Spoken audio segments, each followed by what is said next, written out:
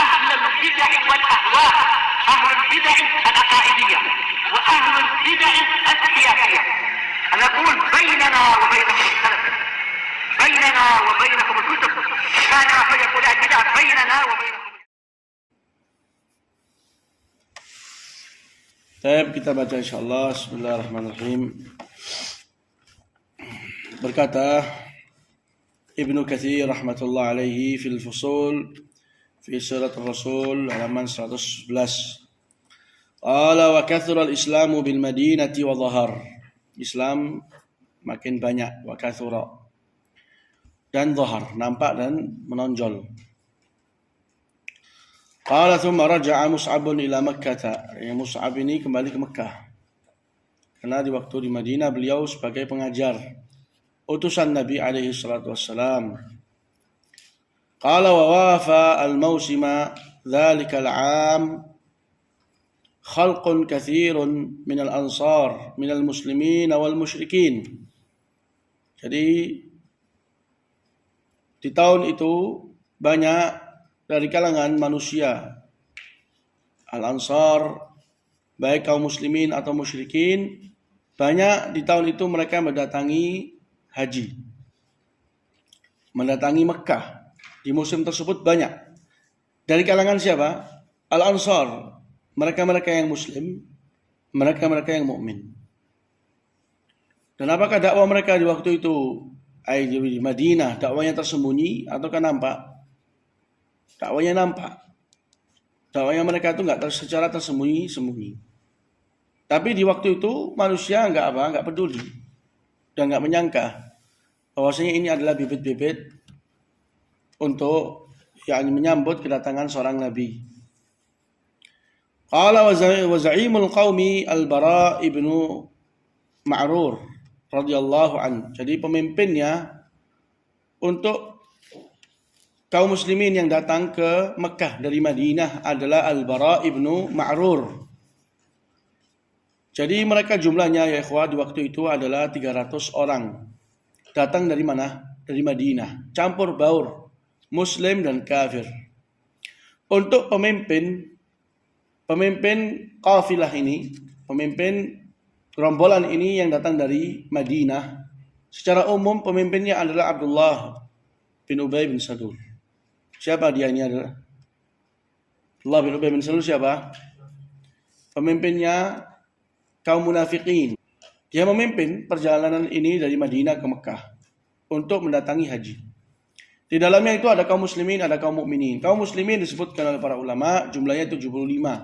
Ini yang 75 ini 73 kaum laki-laki, 2 perempuan. Semua ini 75 kaum muslimin. Dipimpin oleh siapa ini 75? Al-Bara ibnu Ma'rur.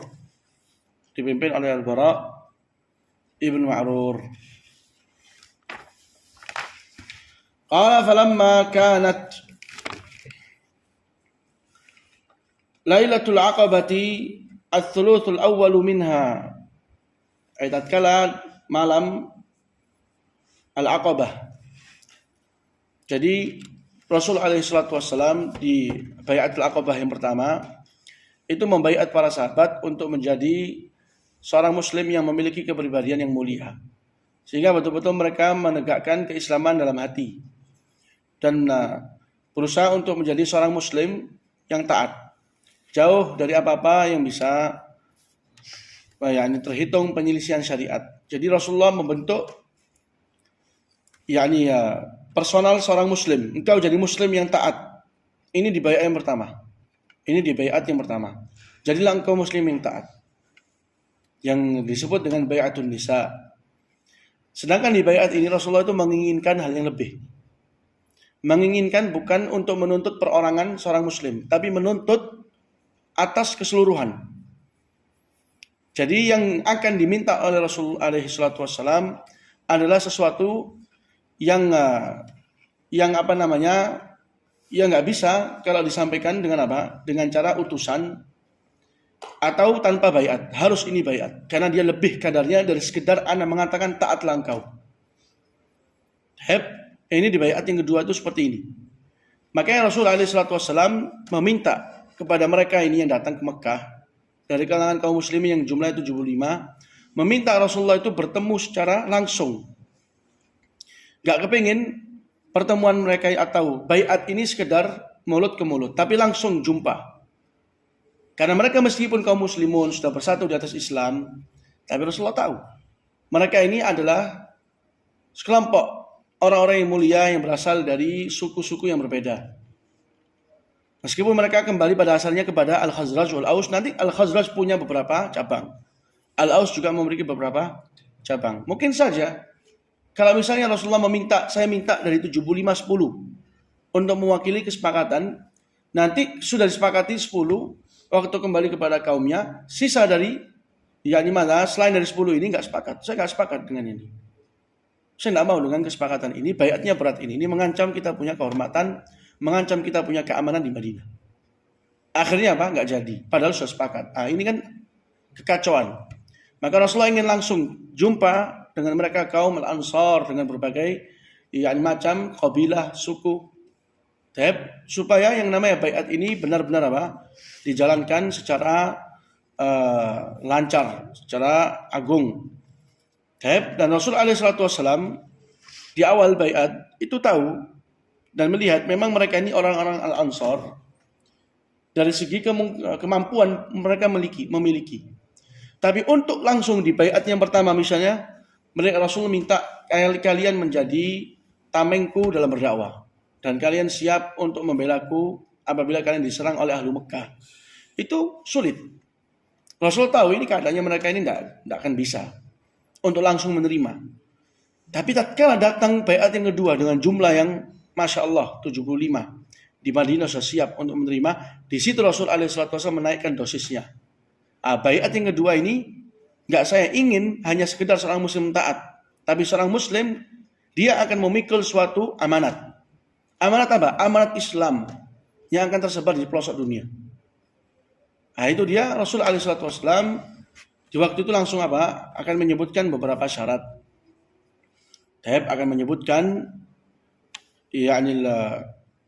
beberapa hal yang memang itu menjadi sebab dan asal-usul untuk kemenangan Islam. Dan mereka orang-orang Ansor itu pada hakikatnya sekelompok manusia yang memang pada dasarnya mereka itu tertanam dalam diri mereka itu memiliki cita-cita yang tinggi. Mereka itu memiliki jiwa yang mulia ya kawan.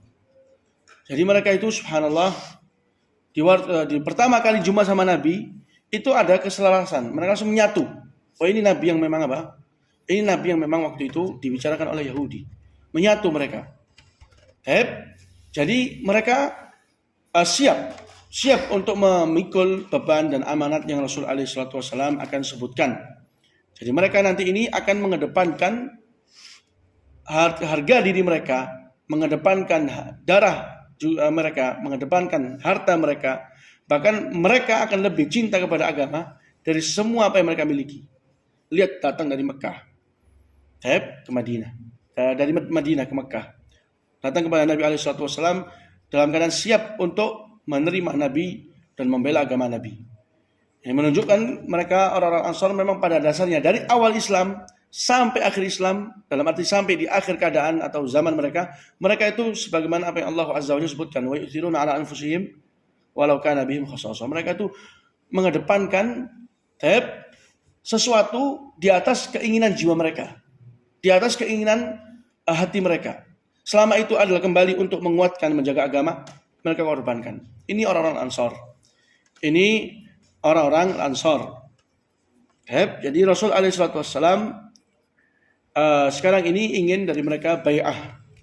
Dan Rasul di hadapan bai'at ini enggaklah ceroboh. Enggaklah merasa bahagia dalam arti bahagia yang sampai melupakan suatu siasat. Datang 75 siap untuk berbaiat, kalian berbaiat semua, enggak.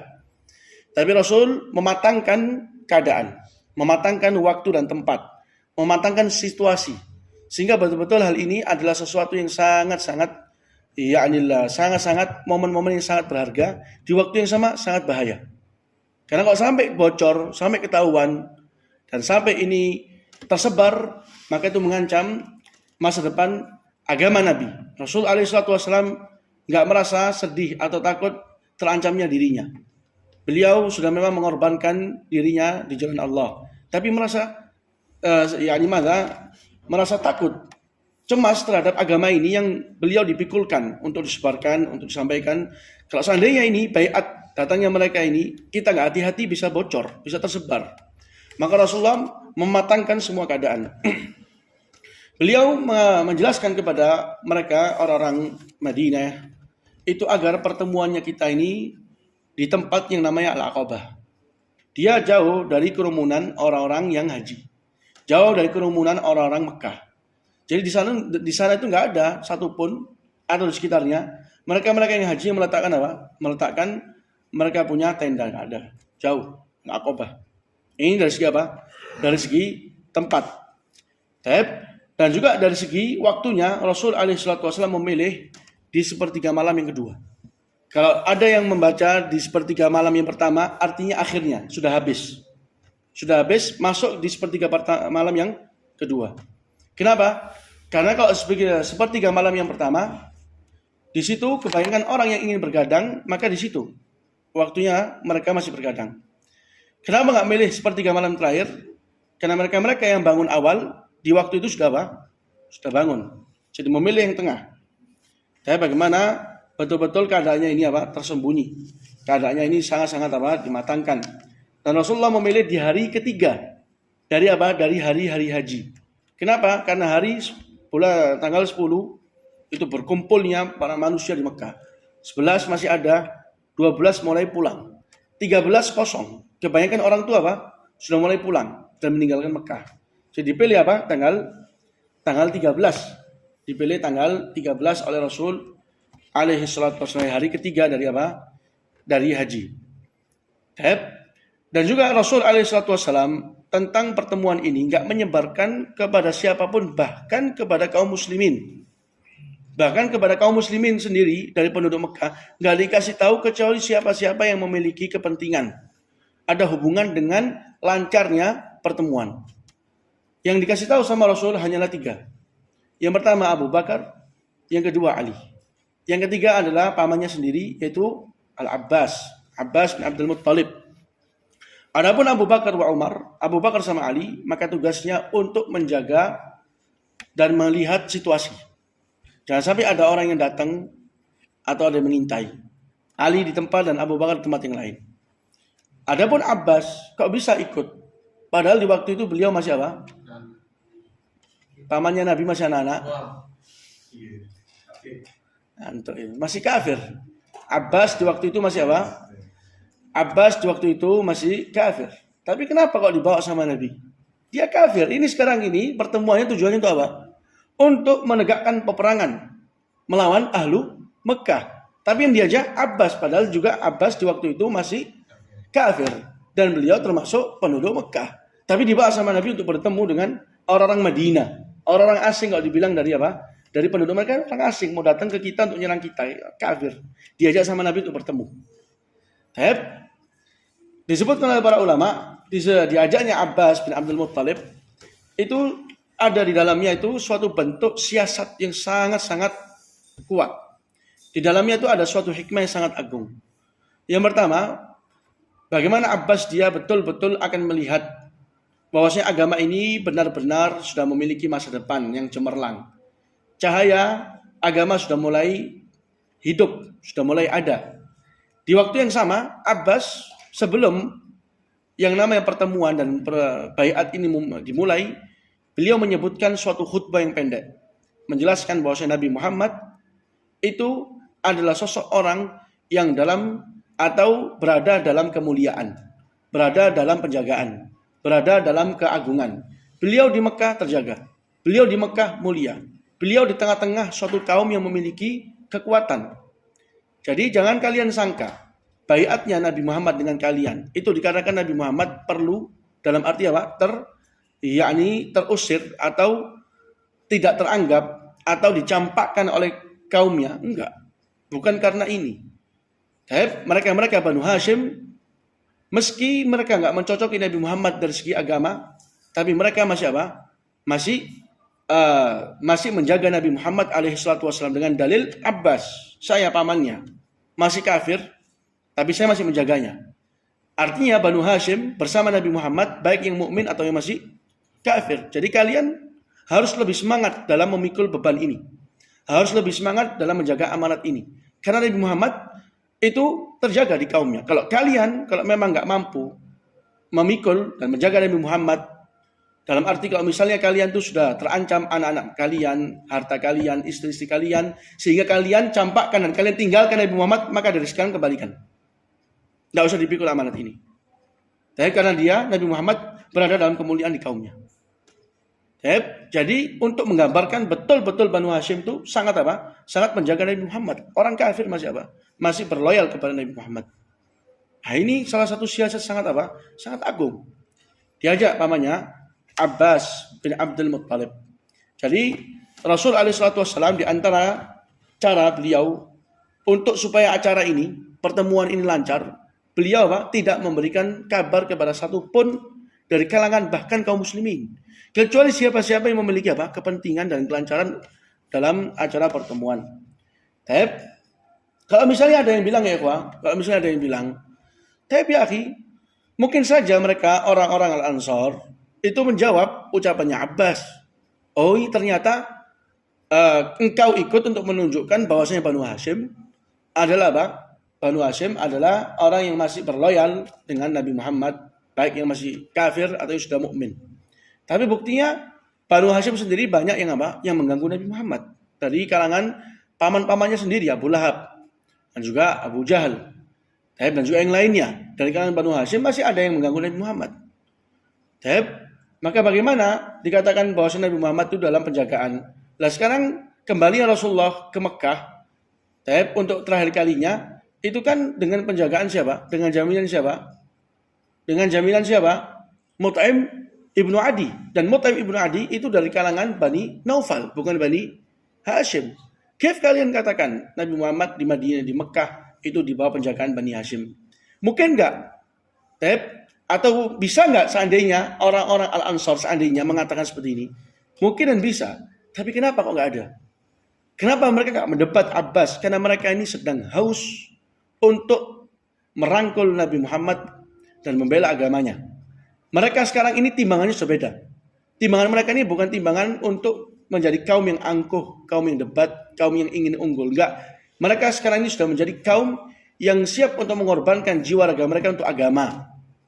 Karena mereka adalah orang-orang yang memang Allah Azza wa Jalla pilih.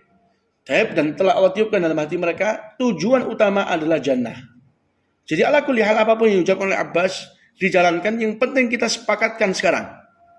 Dan kita bisa membawa pulang Nabi Muhammad alaihissalam di halaman kampung kita. Dan kita siap untuk menyepakati dan menyanggupi semua apa-apa yang menjadi syarat di bai'ah yang kedua. Jadi ini semua sama Rasul alaihissalam dimatangkan ya ikhwah, dimatangkan. Ini pertemuannya ini sangat sangat sensitif, berbahaya, menyangkut paut tentang kelancaran dan dakwah al-Islamiyah. Qala falamma kanat lailatul aqabati ats-tsulutsul awwalu minha. Ini disebutkan oleh Ibnu Katsir sepertiga pertama dari malam itu.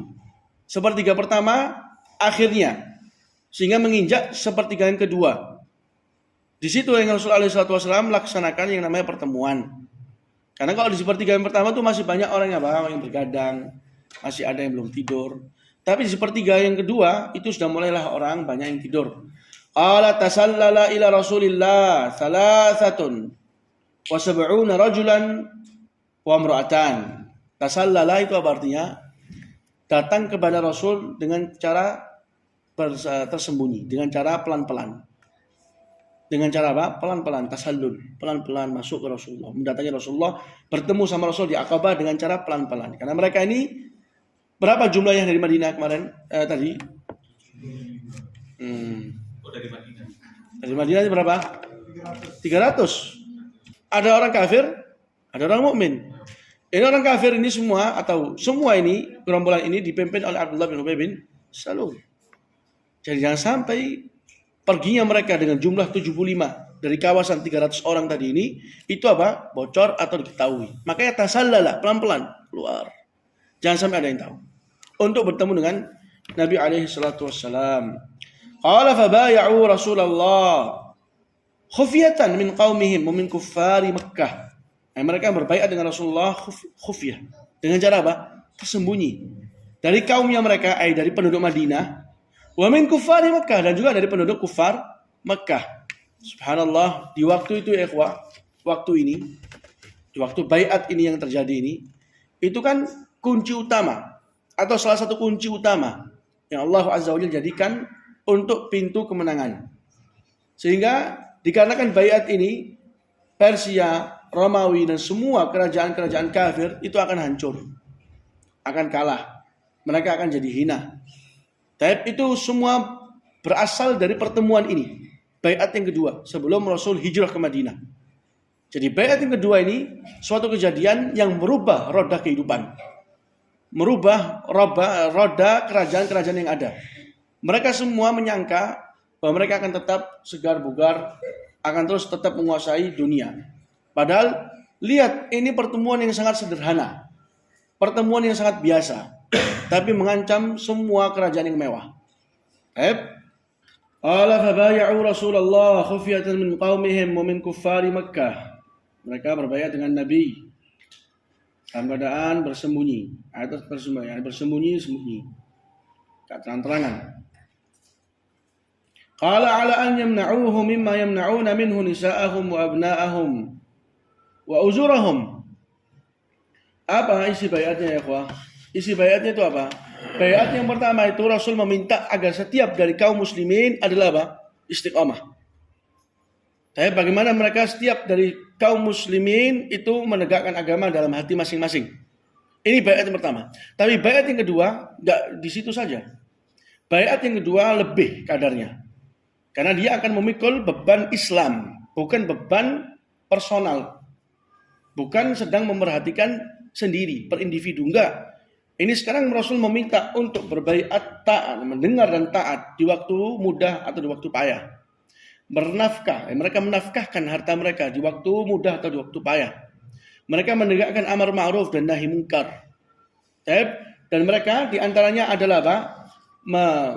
Siap untuk menegakkan syariat jihad. Siap untuk menegakkan syariat jihad.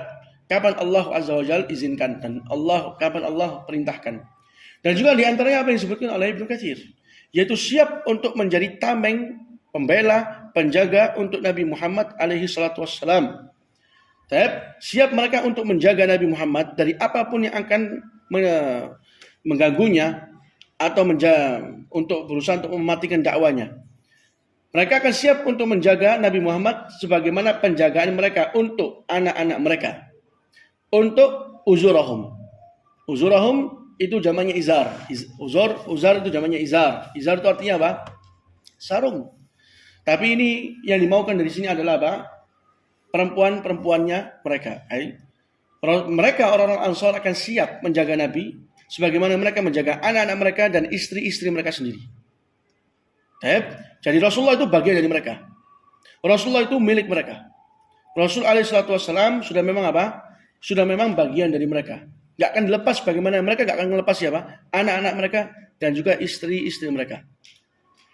Sebagaimana mereka akan terus mencela diri mereka sendiri. Tatkala mereka bisa sampai melantarkan anak atau istri mereka, maka mereka juga akan demikian. Akan tercela. Kalau sampai melantarkan Nabi Muhammad. Maka lihat, baiatnya mereka itu disangkut pautkan dengan sesuatu yang gak akan mungkin lepas. Disangkut pautkan dengan sesuatu yang menggambarkan ini adalah satu. Rasul dengan para sahabat ini orang-orang Ansar satu. Sebagaimana satunya mereka dengan anak-anak mereka dan juga istri mereka. Mereka akan siap mengorbankan harta mereka, bahkan darah mereka dalam membela siapa? Anak-anak mereka juga istri-istri mereka. Demikian juga sikap mereka dengan Nabi alaihi salatu wassalam. Wa kana awwala man baya'ahu lailata idzin al-Bara'u ibnu Ma'rur. Jadi yang pertama kali berbaiat dengan hal ini adalah Al-Bara'u ibnu Ma'rur.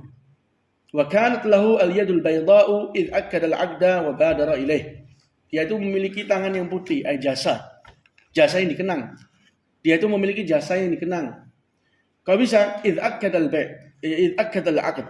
Karena dialah yang menekankan perjanjian tersebut dan dia yang berbondong-bondong dan segera dalam berbaiat. Jadi dia ini memiliki peran dan dia memiliki jasa yang terang. Kok bisa? Di samping dia pemimpin, dia telah benar-benar memberikan contoh yang yang bagus untuk bawahannya. Sehingga waktu dia segera dalam berbaiat, segera dalam menekankan benarnya dan sanggupnya kita, itu juga secara tidak langsung, yakni beliau telah menyeret dan juga mengajak sisa-sisa dari teman-temannya, para sahabat yang ada, untuk ikut juga segera dalam berbaiat. Qala wa hadara al-Abbas ammu Rasulillah muwathiqan muakkida lil bai'ah ma'annahu kana ba'du ala dini qaumih. Abbas itu datang untuk untuk memastikan dan menekankan perjanjian tadi itu. Kalian jangan sampai menyangka Nabi Muhammad di Mekah itu terlantarkan. Nabi Muhammad di tengah-tengah kaum yang mulia. Nabi Muhammad di tengah-tengah kaum yang sedang memang betul menjaganya. Jadi kalian apakah sanggup? Kalian apakah siap? Itu dia. Itu diantara sebab hadirnya Abbas. Saya Abbas masih kafir membelanya. Bagaimana dengan mukmin? Jadi itu diantara hikmah dan faedah yang dihasilkan dari kehadirannya Abbas di baiat tersebut, meskipun beliau di waktu itu masih keadaannya kafir. Qala waqtara Rasulullah minhum tilka al-lailata 12 naqiba. Rasulullah selepas berbaiat, Rasul alaihi salatu wasallam secara secara wajar ya ikhwah, kalau ada pemimpin bukanlah termasuk hal yang memudahkan kalau pemimpin ini kalau ingin sesuatu atau memerintahkan atau melarang, itu dia harus mendatangi satu persatu dari 75 ini. Pasti harus ada di sana yang berperan, yang menjadi utusan dan perwakilan dari 75 ini.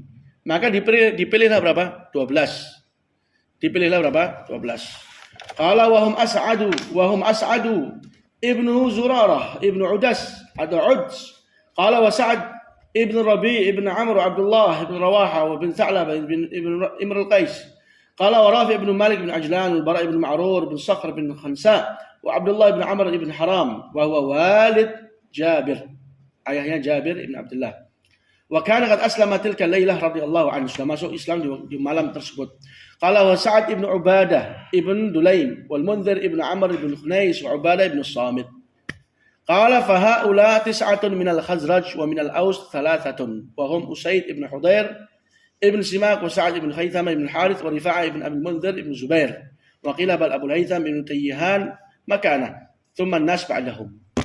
Jadi Rasul memerintahkan kalian yang 75 ini, kalian bentuk siapa yang menjadi perwakilan, yang mengambil peran. Yang mengambil peran, bukan pemimpin. Pemimpin sudah Rasulullah, satu. Tapi mereka ini perwakilan untuk 75 ini. Dan itu salah satu waktu yang pertama kali terjadi pertemuan dan majelis antara Al-Aus wal Khazraj. Padahal sebelumnya mereka bagaimana? Perang. Tapi karena Islam ya ikhwah. Sekarang tujuannya mereka ini bukanlah siapa yang akan menang, Khazraj atau Aus. Siapa yang akan menang, kabilah atau suku yang mana. Bukan lagi itu mereka. Mereka sudah berbalik arah kepada jalan yang sangat benar. Jadi mereka tujuannya adalah surga. Tujuannya adalah kemuliaan dan menjunjung tinggi Islam. Jadi semua apa-apa yang ada dalam hati mereka, bekas-bekas rasa fanatik dan ta'assub kepada kaum dan suku masing-masing, itu telah hilang dikarenakan Islam. Ini lihat agungnya Islam. Qala wal mar'atan huma ummu Umarah Nusaybah bintu Ka'ab ibnu Amr allati qatala Musailamata ibnuha. Habib ibn Zaid ibn Asim ibn Ka'ab wa Asma bintu Amr ibn Uday ibn Nabi. Nama-nama ini ya ikhwah disebutkan oleh Ibnu Katsir. Nama-nama ini disebutkan oleh Ibnu Katsir. Siapa-siapa yang dipilih menjadi pemeran untuk mewakili mereka-mereka 75, dan siapa-siapa dari kalangan wanita yang ikut andil. Siapa-siapa dari kalangan wanita yang ikut andil. Qala falamma tammat hadhihi al-bay'atu ista'dhanu Rasulullah an yamilu ala ahli al-Aqabah. Falam ya'dhan lahum fi dhalik. Tatkala baiat ini sudah selesai, mereka minta izin Rasulullah untuk memerangi ahlul Aqabah. Yani madza yamilu ala ahli Makkah ini. Di situ ada yang punya cetakan lain.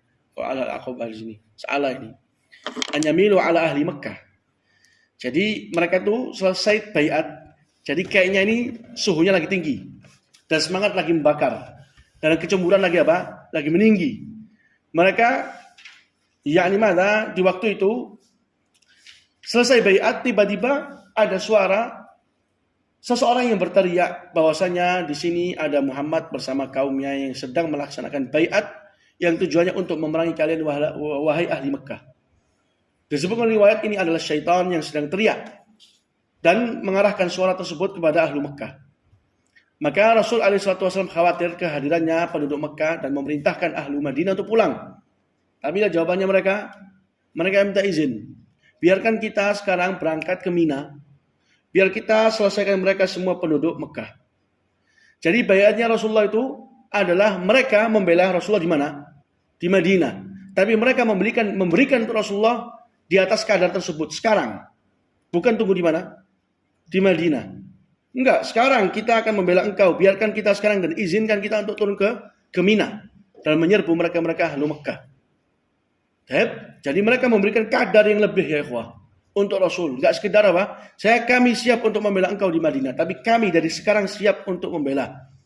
Dan memang mereka yang ikut andil dalam baiat yang kedua, yang jumlahnya 73, itu adalah sekelompok kaum yang memang jujur bersama Allah dan juga Rasulnya. Lihat yang ikut perang Badar, itu 70 dari mereka. Jadi mereka itu apakah sekedar kalam, sekedar ucapan, sekedar sepakat? Enggak. Praktek 70 orang yang ikut di Badar, itu dari kalangan siapa? Dari kalangan mereka-mereka yang andil dalam baiat al-Aqabah yang kedua ini. Dan hampir semua peperangan Rasulullah itu setengah dari 70 dari kalangan baiatul Aqabah yang kedua ini. Jadi benar-benar mereka itu apa ya, Pak? Mereka itu sangat jujur.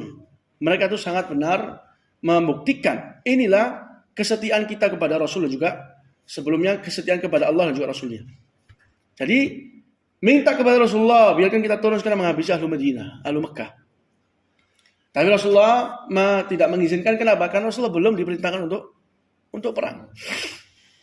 Qala bal adzina lil muslimin ba'daha min ahli Makkah fil hijrati ila Madinah. Tapi yang ada Rasulullah mengizinkan untuk kaum mukminin, kaum muslimin yang ada di Mekah untuk apa? Untuk hijrah ke Madinah. Selepas ada baiat yang kedua. Jadi benar-benar mengambil kesetiaan, perjanjian, kesepakatan. Jadi mereka ini akan siap untuk membela agama Nabi Muhammad dan juga para sahabat yang datang dan hijrah kepada Madinah. Maka Rasulullah selepas Aqabah ini, yakni baiat Aqabah yang kedua ini, memerintahkan kaum muslimin untuk berangkat ke mana? Berangkat ke Madinah. Hadza huwa fabadaran nasu ila dzalik. Maka manusia berbondong-bondong berangkat hijrah ke Madinah. Ini sekarang pindah cerita tentang bagaimana keadaan para sahabat tatkala mereka berbondong-bondong hijrah ke Madinah. Dan para sahabat sebelumnya diperintahkan hijrah ke mana? Ke Habasyah. Ini sekarang ke Madinah selepas ada perjanjian dan kesepakatan. Jadi ikhwah, kesetiaan dalam berdakwah dan juga pengorbanan dalam dakwah itu salah satu rukun dan pilar untuk menang dan berjayanya suatu dakwah. Harus ada kesetiaan, pengorbanan, dan itu semua sebelumnya harus dibalut dengan keikhlasan. Sudah ada ikhlas, setia, dan mampu untuk berkorban, maka dengan adanya hal-hal ini dan diwujudkan di setiap per individu, maka semua ini akan membentuk suatu dakwah yang berkah. Tapi sebagaimana lihat cerita Nabi SAW, maka dakwah ini bukanlah milik perorangan, personal, atau ingin meninggikan citra nama orang-orang tertentu. Bukan. Dakwah ini milik Allah yang Allah kehendaki bagi siapa-siapa yang Allah Azza wa Jalla tahu mereka ini cocok dan pantas untuk menegakkannya. Jadi mereka para sahabat di waktu Allah tahu mereka ini cocok, lihat bagaimana kesetiaan mereka sebelum datang waktu.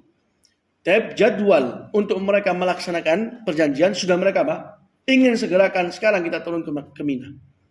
Ini suatu cerita yang sangat agung, mengandung di balik itu semua adalah suatu pelajaran dan fawaid Insyaallah la huna subhanakallahumma rabbana bihamdik asyhadu an la ilaha illa anta astaghfiruka wa atubu ilaik.